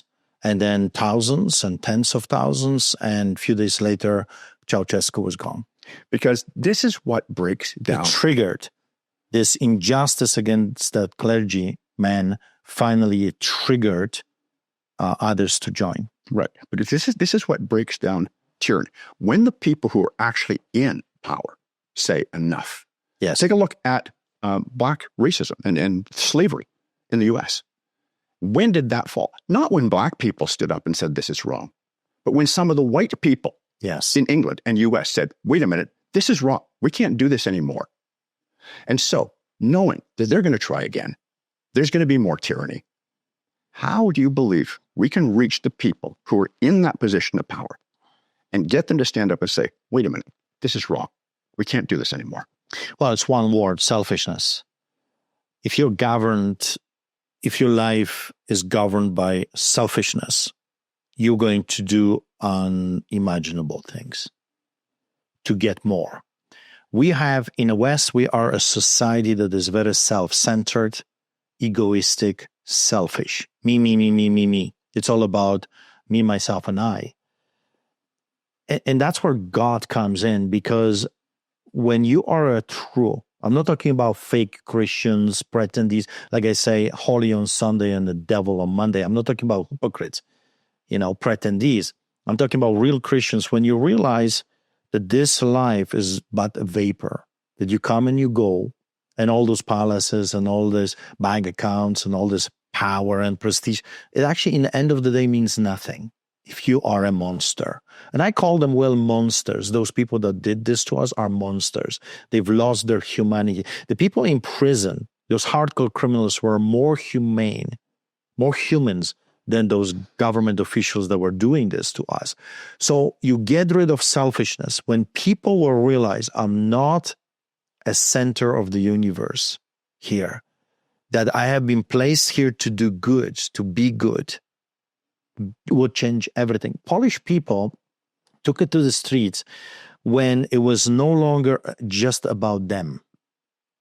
That's where they took it to the streets. They were willing to die. Those people that took it to the streets were willing to die, go to prison, and tens of thousands of people went to prison. They were willing to sacrifice themselves. You want to change this society, we need more people that are willing to sacrifice everything. That's the only thing. This is the story of Jesus. I know I have been widely accused by many people for being part of the truck convoy, being part of freedom rallies and speaking about politics, speaking about freedom. But people don't understand, because they've never read the Bible, that Jesus was and still is the biggest freedom fighter that ever lived. That Jesus died for our freedom. Actually, the Bible says, who comes to me is free indeed. Where the Spirit of the Lord is, there is liberty, there's freedom. God is God of freedom. You choose. You can choose left or right, but He's giving you that freedom that, of course, government is denying us right now. So selfishness is the biggest problem. If we would just take a step back and realize we are here on this side of eternity, not alone, but with others. And it's our responsibility to leave a legacy for the future generations, so for the children. So you look at the children. That's why during my speeches, throughout this craziness, I would always point out at the kids playing around. And I said, you don't want to do it for yourself. I get that. People are very selfish, especially the older people that already achieved something and they just want to take it easy. They don't want to rock the boat, push the envelope. They just want to cruise around, sit on the fence. I get that. But look at the kids. Look at them. Their tomorrow is up to you and me today. Today we are deciding how their tomorrow is going to look like. That's, I believe, that scared those villains the most, because you cannot argue really with this. Everyone, most of the people love their children, their grandchildren. And you have to stop for a second and look at this and what is happening to us and say, what kind of a future those kids are going to have right now? And what I can do to change it, to make it better. In the end of the day, why did we come to this land? I'll tell you, it's very simple. Psychologically, we came for a better tomorrow, not just for us, but for the future, for our children, for our grandchildren. We came here for the American dream. Yes, in Canada, we came for the American dream because it's a North American dream.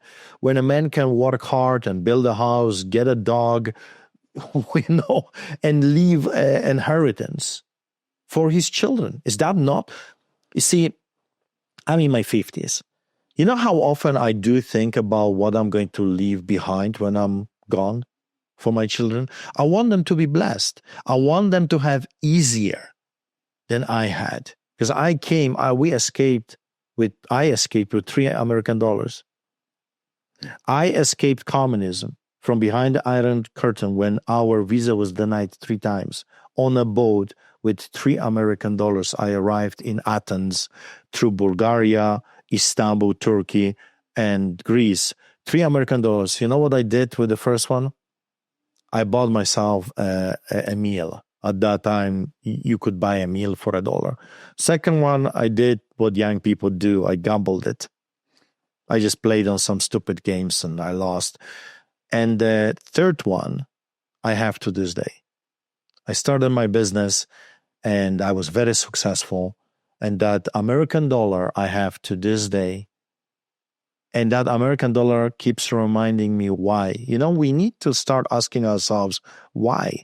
Why we are here? Well, what is the point? Because if it's just to get fat and rich and die, God, take me now. Take me now. But if it's a test, if you're a good, decent man, then every day life is giving you opportunities to do good. And you're right, during this time, I met good police officers. Not all of them are Nazis. They came to me and they said, we are Christians, we are on your side. And I had doctors, not many, that did the same thing. Nurses, not many, but they did it. If it comes to politicians, pretty much all of them are gone. The decent ones lost their jobs, were not elected, and we have just crooks con artists. Maybe there are a few still decent people. It's just I don't see them. Right. I don't know them. So, in the end of the day, psychologically, it's selfishness. Well, when people will give up their selfishness, that I am the center of the universe and what I want. Police officers that I challenged, I said, why are you doing this? If 2,500 police officers in the city of Calgary would refuse to break the law, this whole thing would be over. Out of 1.4 million people, only 2,500 would just say, no, we're not doing this. This is against the Charter of Rights and Freedoms. This is against the criminal law. This is against the Constitution. We're not doing it. What would the politicians do? Nothing. Nothing. They would not be able to do anything. So they are guilty. That's why I'm hard with them, because they're guilty. They enabled the wannabe Caligulas of today to murder people. Because if this was just business, if this was just about money, maybe I would not be as hard as I am on those people. But we're talking about tens of thousands of people that lost their lives because of what they did. We're not talking about just, it hurts me financially. We're talking about human lives, children, elderly, that were literally murdered by the actions of the police, by the actions of health people, by the actions of the politicians with the help of the corrupted media. This is a genocide. What they did, the genocide. But I would challenge them with camera. And I said, why are you doing this? You know what I would say? I got a mortgage. The most answers I got from those people, including politicians, I have bills to pay. I have children. So they were justifying this through this selfishness. They have those glasses that I have to do this because if I don't, I will be hurting. So it's better to hurt others than being hurt. That's so different than what Jesus did. Jesus chose to suffer so you don't have to suffer. The people in the past 5 years chose to cause the suffering on others so they don't have to suffer. And it's a human nature trying to avoid suffering. But if something is bigger than you, and that's why I was able to do what I did, and I'm still entangled with this, because if I was just looking for me and my family, I will probably not be able to do it. But I see into the future, into something that is bigger than Artur Pawlowski and his family. That's why I can do what I do and go through the suffering, knowing that in the end of the day, we're fighting for something a lot bigger than Artur Pawlowski. Yes. The future of our children. So I have 3 children, Will, and quite often I'm thinking they're going to have children soon. And it's up to me right now, because they're not empowered yet to be able to change what is happening right now, because they're too young. They don't have the funds. They don't have, the platform. They don't have the ability. But I do. You do. And there's more of us. If we would all come together for the sake of their children to change our circumstances today, what we do today echoes in the future. Our decisions today will impact our grandchildren tomorrow. And you know what is the biggest shocker for me? And I quite often talk to my wife about it, and I'm angry. And I said, how wicked and evil of a monster you have to be to sacrifice the future of your grandchildren for money. Yes. Because here is a story straight from behind the Iron Curtain.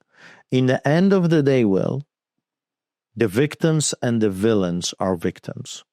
In the end of the day, they don't get that because they don't study history. In the end of the day, the Nazis, the Sieg Heil and all those millions of German women that were so proud of their husbands and fathers and brothers that went to pillage and rape Polish people and others. They were so proud. But in 1945, you know how many millions of German women were raped by the Soviets? 2 million. Those proud German women were turned into animals. raped brutally, many died. In the end of the day, they don't understand that they're going to be used like a filthy rag and they will be thrown out like a filthy rag that no one wants to touch. When you look at communists, if you study the era of Joseph Stalin or Mao Zedong or any other, Mussolini, when you look around their circle, everyone was suffering, including their families. If you look at those high-ranking politicians in the Nazi party or Communist party, in the end of the day, they all were suffering. In the end, Satan uses you and he spits you out like a filth. And it's a fascinating thing because in the end of the day, he is not an honorable person. He uses you, he abuses you. In other words, someone said they're useful idiots. Those people, those politicians, they got trinkets today. They got a big name, they got the cameras, they got, money and the bribery and all of that stuff. But this will end. This will end. And their children. So, for example, just to make a point very clear, our own Caligula, the son of the Castro, I call him, Justin Trudeau. Justin Trudeau, it doesn't matter if he is, the son of Fidel Castro or Pierre Trudeau. It doesn't matter who was his physical, biological father. In the end of the day, he was raised by Pierre and Margaret Trudeau. Messed up, psychopathic, sexual deviants. The father was having sex with multiple women while the wife was cooking dinner. Those are the stories, historical stories that we know. Margaret was an alcoholic, drug addict, messed up whore, literally a prostitute. She would go to bed with every monkey, including Fidel and others. That was a very well-known story, so I'm not making stuff up. So he grew up in a messed up house. Now, if you would ask Pierre, was it worth it? He destroyed the future of his children. And look at the Justin Trudeau. What a messed up man. Really sad story. Marriage broken, family broken, messed up life. If Pierre and Margaret could change for the sake of his children, their children, would they do it? Is it worth it?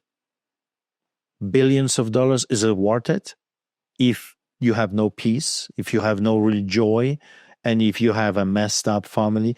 A story of billionaires and the next generations, it's a sad story. Pretty much 99% of those that inherit this lifestyle end up really, really bad. And the same Hollywood. So when you look at the Hollywood and the fame and, and the millions of dollars that are being given to them, you know what the price is for that?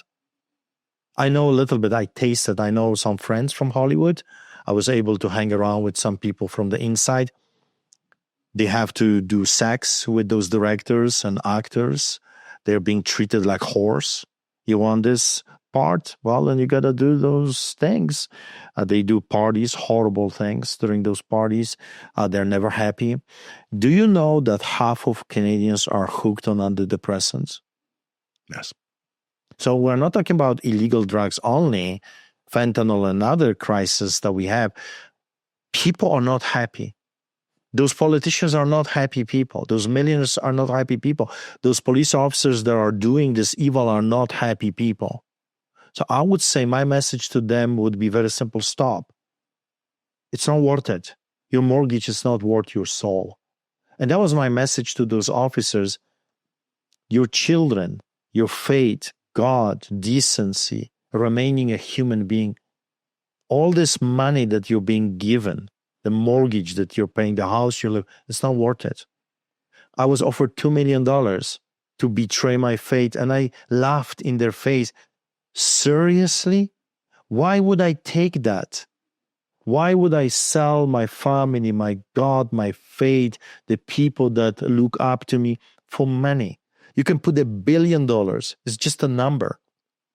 If God wants me to have money, you really think that his hands are too short? Listen, we're talking about God. We're not talking about Prime Minister or the President of the United States. We're talking about God. If he wants me to have silver and gold, you really think he cannot do it? They are billionaires, trillionaires. He will talk to their hearts and they will send me $1 billion check if that's what he wants. And you want me to sell everything I stand for trinkets?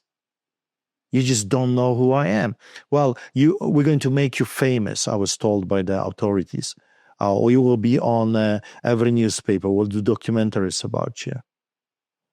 And I said, whom I will have to kill for that? and they laughed as well. And they said, oh no, the only thing we want is just don't talk about Jesus. Right. Keep doing what you're doing. Just don't talk about religion. And I want to step in right there because of what you just said. Don't talk about Jesus. So I make some comments of my own. Because when I asked you earlier about how we get those few people who are on the other side, but who actually do have morals and ethics activated, it was something of a trick question because I knew what your answer was going to be. Because here's something I've been saying very since the beginning of all this, that tyrants always lose in the end. Yes. And there's a reason why. Because they cannot understand the concept of altruism. Why, in their minds, would anybody ever do something that's sacrificial, that does nothing for them, and benefits other people, many who they don't even know? And that's what you've been talking about, selflessness. Because the only value that we have in this life is what we do for other people. And so now I'm once again, I understand, I think I did this in another interview with you. I don't mention this very often because I don't usually talk about myself. But you know, I am an atheist, but I refer to myself as a respectful atheist. It means I certainly can't disprove God. So for all I know, you're right and God does exist. But the reason why I will tell people that I'm an atheist is because it gives a great more power to what I'm about to say next.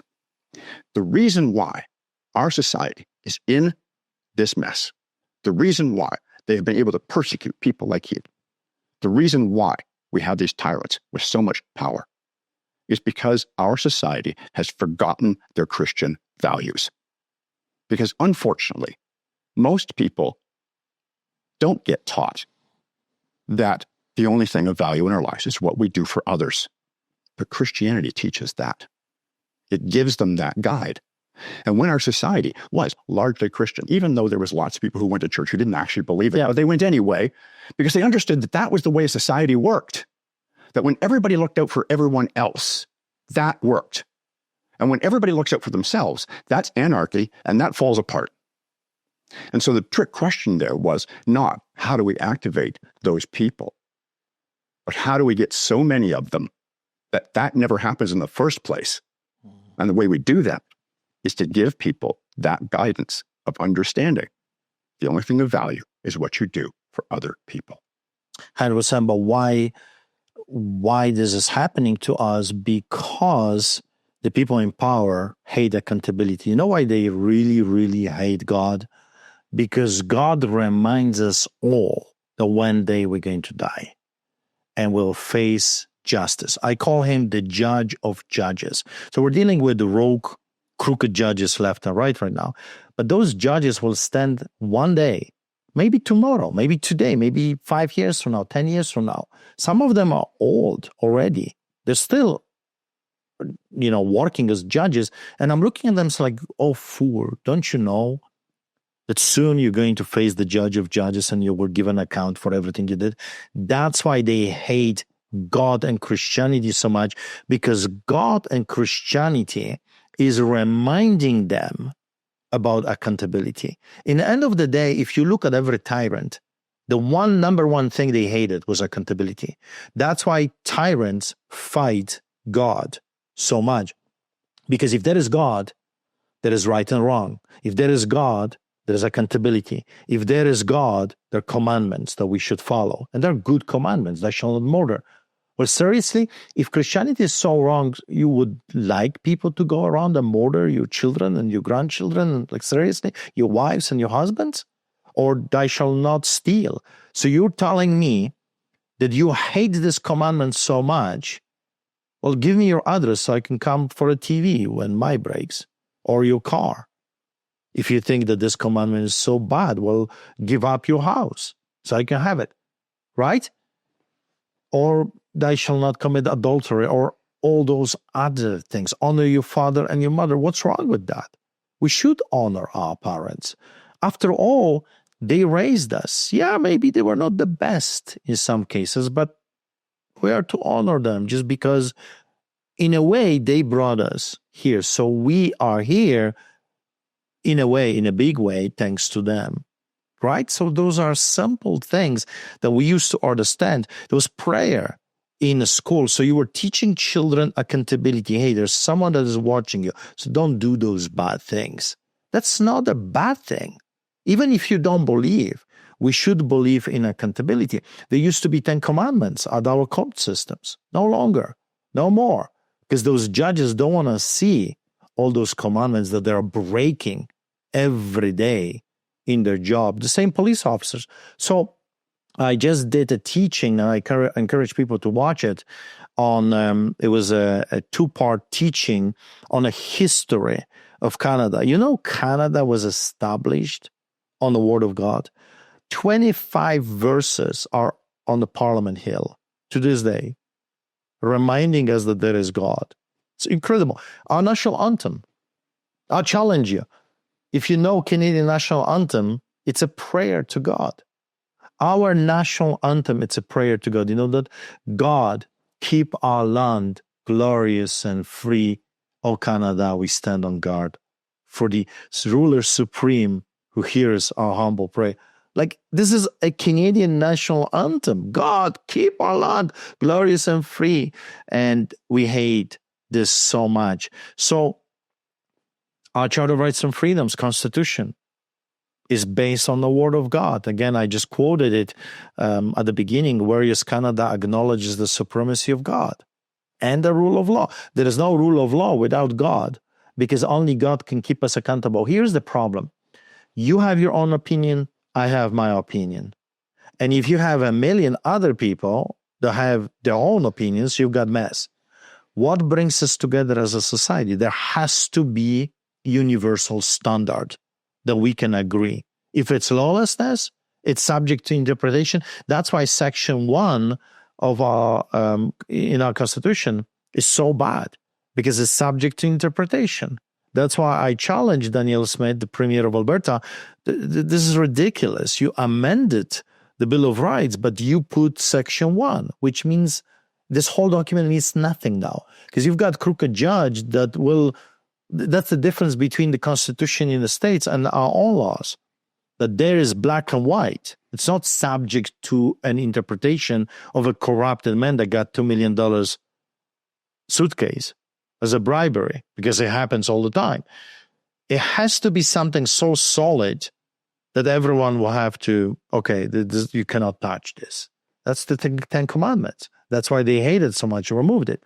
So now you've got Section 1, and you've got a rogue, woke judge that maybe hates you. Maybe he grew up in a family that his father was an abuser but went to church. Now this person hates you because, you know, the feelings come back and it triggers his memories. And he associates the corrupted actions of father or mother with a holy God that hated those actions as well. That was my problem. I vowed never to go to church. It's funny now, I'm pastor, never go to church because I saw the corruption within the Catholic Church, and I mean corruption at the highest levels. And I said, if those are God's representatives, I don't want to have anything to do with that God. But you see, I did not read the Bible, and when I started reading the Bible, I find out that God hates this corruption as much as I hated this corruption, or more. I associated the actions of corrupted people with the holy God. That was my mistake. And lots of people are making those mistakes. There's nothing wrong with his commandments, nothing wrong with his law and order, accountability. If you do bad, you should be punished. That's why I am advocating for the capital punishment for the politicians, because there's nothing worse than a man that receives a mandate to protect me that betrayed me. It's like mafia. Those people should be charged with treason. Rogue judges should be charged with treason. Rogue police officers should be charged with criminal offenses more severely than regular folks, because they have been given a pistol and a badge and authority to protect the society. But if they choose that power given to them to hurt society, they should be judged double. It's like the speeding. When you go through an area when there's constructions, double fines. Well, if you're a man of power, you should be charged double. Yes. That would fix the problem in a big part. There will always be crooked people. Unfortunately, we can't get rid of this, but there will be a lot less of them. Right now, Canada is a lawless, corrupted nation to the core. The level of corruption right now and injustice and those people not following even their own rules is like I remember growing up under communism. Lawlessness. One law for you, a totally different law for me. I'll prove it to you with Jason Kenney and some of the people that are still in power. When we were arrested, remember that arrest, we went to jail 3 days, 2 nights. And when we were released, few days after we were released, Jason Kenney throws a party at the Sky Palace. Right. Whiskey, no social distancing, no one was wearing a muzzle. The very things we were arrested for, they were doing, and more. Actually, I would say to you that we were saving lives. We were giving people hope. Yes. They were just partying for themselves, selfishness. And they were caught red-handed. There was a minister, it was Jason Nixon was there, or Jeremy Nixon, was Jason Kenney, it was Travis Taves, the Minister of Finance, a few other devils were partying over there. And they were caught red-handed. And you would think, okay, you just arrested clergy for this, for coming together. And you just did the very thing at wars then you arrested us for. And what was their response? Nothing to see here. Right. In other words, when I said to the judge in my final speech to the judge, which my lawyer didn't want me to say, but I said I need to say those things, and enraged the judge, Adam Germain, so much. But I said, if I'm guilty, if my brother is guilty, then we should share a cell with the Premier of Alberta and his ministers. Because if I'm guilty, they are guilty even more. And you know what the judge said? You're ridiculous. Mm-hmm. Why? They broke the law, in quote, just like you say we did. Why am I ridiculous? Why those people can break the law, in quote, and get away with it with your protection, and I cannot?